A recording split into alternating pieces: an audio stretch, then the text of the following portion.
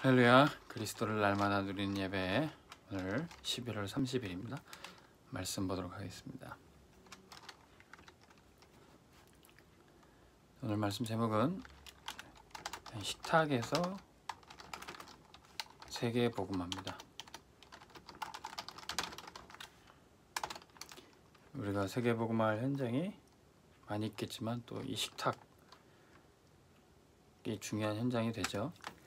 사람들에게 먹고 사는 문제가 참 중요한데 이 식탁이야말로 우리가 복음으로 정복해야 될 중요한 현장입니다. 에스더 4장 1절에서 16절 보니까 에스더 왕비가 아하수에로 왕을 초대해서 그 잔치자리에서 모든 민족을 살리는 그런 응답을 받았습니다. 그게 불임절이었죠. 이번 주 학원 보고만 말씀도 불임절에 대해서 말씀 주시는데 에스더가 모든 민족을 가운데서 이스라엘 민족 자신의 민족을 구원한 방법이 무엇이었습니까? 아하수에로 왕을 식사 자리에 초대했습니다. 잔치를 준비해서 왕을 초청한 거죠. 이렇게 보통 우리는 이제 식사 자리에서 중요한 만남, 중요한 대화가 오고 가게 되는 것이죠.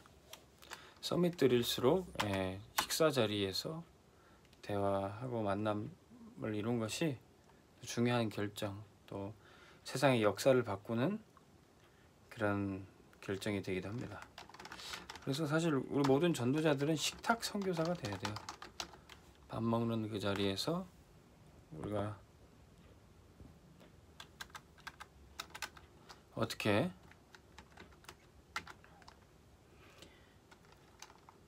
전도자로 설지, 우리 식탁 현장에서 정확한 복음을 전할 수 있어야 되고 또 복음으로 답을 내고 치유할 수 있는 사람이 돼야 됩니다. 우리가 또 어떤 음식을 먹느냐, 그것도 굉장히 음식이 치유가 됩니다. 우리가 식탁 선교사가 되어야 될 이유는 사실 모든 삶은 다 이 식탁에서 이루어진다고 해도 과언이 아니죠. 그래서 우리가 늘 사실은 모든 만남이 이때 이루어집니다. 식탁 만남. 우리 사람들 만나서도 한 번씩 이렇게 얘기하잖아요. 밥 한번 먹자고 만나서 커피나 한잔 하자고, 이런 우리 모든 약속을 잡는 것이 사실은 이 식탁 속에서 이 삶이 이루어지게 되는 거죠. 요한복음 2장 1절에서 12절, 예수님의 첫 사역, 또 이 갈릴리 가나 혼인잔치, 바로 예수님이 처음 사역을 하신 곳입니다. 그리고 예수님의 마지막 사역도 마태복음 26장 17절에서 32절, 예수님의 마가다락방 최후의 만찬, 여기도 바로 식탁이었죠. 이 식탁 자리에서 아주 중요한 메시지를, 또 중요한 언약의 축복을 다 전달하셨던 겁니다. 자, 그런데 이 식탁에서 사실은 위기와 문제, 사건도 오게 되는 겁니다. 어떤 위기입니까? 아담과 하와는 에덴 동산의 모든 나무 열매는 먹거리로 가질 수가 있었어요. 근데 딱 하나만은 먹지 말라. 뭐였습니까? 창세기 3장 1절에서 6절, 하나님이 선악과 나무 열매는 먹지 말아라. 이것을 먹는 날은 정령 죽으리라. 그런데 그것을 뱀, 곧 사단이 속이어서 이 열매를 먹으면 네가 하나님같이 될 것이다. 그래서 이것을 먹고 죄와 사망에 빠지게 된 겁니다. 사실은 식탁에서 이 문제가 온 거죠. 자, 이 뱀이, 이 마귀가 또 예수님께 와서도 또 시험을 했어요. 금식하시며 기도했던, 광야에 계시던 예수님께 마태복음 4장 1절에 4절에 이 돌을 떡덩이로 만들어 먹어라. 이 사단의 시험. 먹고 사는 문제가 중요하기 때문에 사실 사단이 이 문제를 파고드는 겁니다. 사람들도 심지어는 복음 가진 신자들도 이 사단의 시험에 때로는 당하고 속게 되는 거죠. 그때 예수님 뭐라고 하셨습니까? 마태복음 6장 33절에 31절부터 33절 너희가 무엇을 먹을까 마실까 염려하지 말라. 염려하지 말라는 거죠. 하나님의 자녀, 하나님이 책임지신다는 겁니다. 그리고 너희는 먼저 그의 나라와 하나님 나라와 의를 구하라. 무엇을 먹을까 대신에 하나님 나라를 구하라는 거죠. 그래서 우리가 이 사단의 시험과 위기에서 빠져나올 수가 있는 겁니다. 이때부터 우리는 세계복음화의 주역이 되는 거예요. 식탁 선교사로서 세계복음화의 주역. 이 축복을 누렸던 것이 오늘 본문 말씀이 바로 에스더였습니다. 자, 에스더는 왕비가 되고 안 되고보다 더 중요한 게 모르드게 제자로서 양육을 받으면서 이렇게 교육을 받았어요. 네가 유다인임을 말하지 말아라. 심지어는 왕비가 된 후에도 말하지 말아라. 언약의 비밀을 조용히 갖고 있었어요. 자, 언약의 비밀을 가지고 있는데 하만이 유다인들을 다 전멸하려는 계획을 세웠습니다. 자, 그때 이 에스더가 결단하게 되는 거죠. 에스더 4장 16절에 모르드게에게 그 사실을 다 들은 후에 모든 백성에게 부탁을 합니다. 모든 백성이 나를 위해 3일 밤낮 금식하며 기도해달라.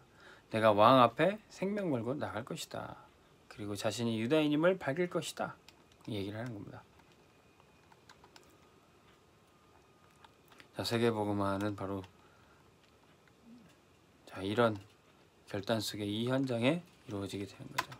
그리고 3일 금식을 한 온 유다인이 함께 금식하고 또 기도하며 준비했던 그 잔치 자리가 바로 에스더 7장 1절에서 10절. 유다인과 에스더는 금식하여서 준비했고 이제 왕을 그 식사 자리에 초대하는 겁니다. 하만도 그 자리에 있게 된 것이죠. 하만은 왕비가 자신과 왕만 초대한 그 극진한 잔치 자리에 초대되었다고 들떠 있었습니다. 근데 그때 하만의 모든 계획이 폭로가 되고 하만은 유다인을 죽이려고 했지만 오히려 본인이 처형당하는 그런 일을 맞이하게 됩니다. 자, 이게 바로 식탁에서 이루어지는 세계복음화죠.